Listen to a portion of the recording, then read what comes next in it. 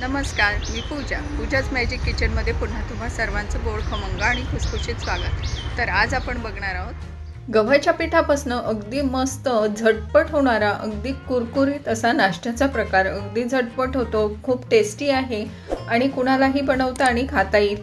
ज्यांना बेसन पीठ चालत नाही त्यांच्यासाठी अगदी मस्त पर्याय आहे। तर हा नाश्ता बनवण्यासाठी इथे मी 1 वाटी इतकं गव्हाचं पीठ घेतलेलं आहे आणि यामध्ये हा नाश्ता आणखीन क्रिस्पी होण्यासाठी 2 चमचे इतका बारीक रवा टाकला आहे आणि 2 चमचे इतकं तांदळाचं पीठ टाकलं आहे। तांदळाची पिठी जर नसेल तर मैदा वापरला तरी चालेल। 2 ते 3 हिरव्या मिरच्या अगदी बारीक कट करून टाकल्या आहे। थोडीशी कोथिंबीर टाकली आहे। अर्धा चमचा चिली फ्लेक्स टाकले आहे छान दिसण्यासाठी। इथे हळद पावडर टाकली आहे पाव छोटा चमचा। 1 छोटा चमचा इतकं लाल तिखट टाकलं आहे। अर्धा चमचा धना पावडर आणि अगदी चिमूटभर इतका गरम मसाला टाकला आहे, नाही टाकला तरी चालेल। आणि पाव छोटा चमचा इतकं जिरं आणि अर्धा छोटा चमचा इतका ओवा आणि हातावर क्रश करून हा ओवा टाकल्याने मस्त स्वाद येतो। ही सर्व जिन्नस टाकून घ्यायची, चवीप्रमाणे मीठ टाकायचं आणि या नाश्त्याला आणखीन फ्लेवर येण्यासाठी इथे आलं घेतलेलं आहे, हे बारीक किसणीवर किसून घेत आहे। तुम्ही आलं लसूणची पेस्ट वापरली तरी चालेल।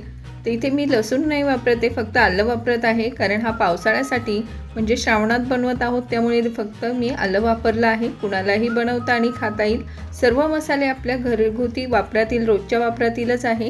हे सर्व साहित्य व्यवस्थित मिक्स करून घ्यायचं आणि यामध्ये आता थोडं पाणी ॲड करत एक असं घट्टसर असं बॅटर बनवायचं आहे। खूप सैलही बनवायचं नाही आणि खूप घट्टही नाही। आपण भज्यांना जसं पीठ मिक्स करतो त्या पद्धतीने हे मिक्स करून घ्यायचं आहे आणि छान फेटून घ्यायचं, कारण यामध्ये आपण सोड्याचा वापर करणार नाही। तर आता हे व्यवस्थित मिक्स झालं आहे, गुठळ्या नाही राहिल्या। तर आता हे साईडला ठेवू आणि इथे मी 2 बटाटे साल काढून स्वच्छ धुवून घेतले आहे। तर मध्यम आकाराचे बटाटे घेतले आहे आणि या स्लाइसरवर म्हणजे आपली वेपर्स करण्याची जी किसणी असते त्यावरती याचे पातळ स्लाइस करून घेत आहे। असे आडवे नाही करायचे, लांबट येण्यासाठी या पद्धतीने बटाटा असा पकडायचा, आडवा पकडायचा आणि असे स्लाइस करून घ्यायचे। थोडे जाडसरच करायचे, चांगलं प्रेस करून हे स्लाइस केल्याने थोडे जाडसर थिक कसे येतात, म्हणजे आपला हा नाश्ता खायला खूप छान लागतो। बाहेरून कुरकुरीत आणि आतमध्ये सॉफ्ट असा लागतो। आता हे सर्व पाण्यामध्ये टाकून स्वच्छ धुवून घ्यायचे आहे स्लाइस। इकडे तेल गरम करण्यासाठी ठेवलं होतं, तेलही गरम झालं आहे। आपलं पीठही रेडी आहे। एक बटाट्याचा स्लाइस घ्यायचा, यावरती डिप करायचा यामध्ये आणि या पद्धतीने हाताने सोडून घ्यायचं आहे। तुम्ही चमच्याने देखील सोडू शकता, पण हाताने जरा पटपट होतं, सोपंही पडतं। व्यवस्थित मिश्रण कोट झालं पाहिजे आपलं। जर हे बॅटर पातळ झालं तर व्यवस्थित हे बटाट्याला कोट होणार नाही आणि जे टेक्स्चर येणार आहे ते येणार नाही। तर आपल्या ह्या बटाटा भजीप्रमाणे हा नाश्ता आहे, पण बटाटा भजीपेक्षा अगदी वेगळा लागतो चवीला, कारण हा आपण गव्हाच्या पिठापासून बनवलेला आहे आणि खूप क्रिस्पी लागतो। हे गरमागरम खाल्ल्याने खूप मजा येते, खूप क्रिस्पी मस्त लागतात। तुम्ही सॉससोबत मिरचीसोबत एन्जॉय करू शकता। आता एक घाणा तळून झाला आहे, दुसरा घाणा तळत आहे।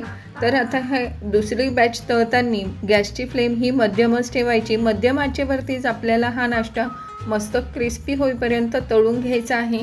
हाय फ्लेम ठेवल्याने इतका क्रिस्पी होणार नाही आणि लगेच लाल होईल, गव्हाचं पीठ आहे त्यामुळे। आणि लो फ्लेमवरती तळल्यास तो तेलकट होऊ शकतो, त्यामुळे मध्यम आचेवरती छान तळून घ्यायचा आहे। आणि तुम्ही बघू शकता अगदी मस्त क्रिस्पी वाटत आहे।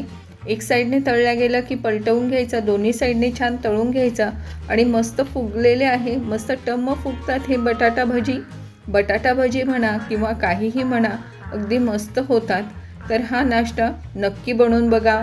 बाहेर रिमझिम पाऊस पडत असला की असले तळणीचे पदार्थ, चटपटीत पदार्थ खावेसे वाटतात आणि बेसन पीठ रोज खाऊन ते देखील पोटाला बाधतं, त्यामुळे हे एकदम मस्त ऑप्शन आहे। तुम्ही बघू शकता बाहेरून मस्त क्रिस्पी आहे, टम्म फुगलेला आहे आणि आतमध्ये या बटाट्यामुळे मस्त सॉफ्ट लागतो। तर नक्की बनवून बघा।